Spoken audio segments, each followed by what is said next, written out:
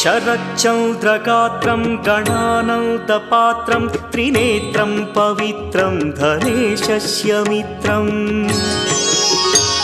अपर्णाकळत्रं सदा सच्चरित्रं शिवं शङ्करं शम्भुमीशानमीडे